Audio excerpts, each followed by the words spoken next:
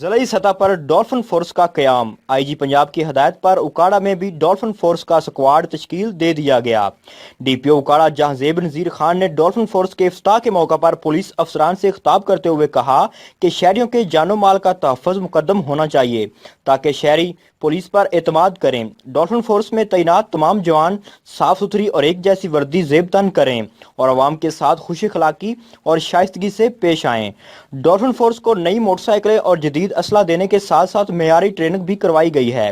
اس سلسلہ میں DPO اکاڑا جہانزیب نذیر خان نے ڈولفن کی الرٹ فورس کا ابتدائی معائنہ کیا اور ڈولفن فورس کے جوانوں کو امن و امان برقرار رکھنے کے لیے اہم ہدایات جاری کی۔ کیمرہ رپورٹنگ ٹیم کے ساتھ زبیر پرنس، سٹی نیوز، اکاڑا۔ ہم لاتے ہیں ٹاپ نیوز، آپ کے فیورٹ ٹاک شوز اور انلمیٹڈ انٹرٹینمنٹ صرف YouTube پر۔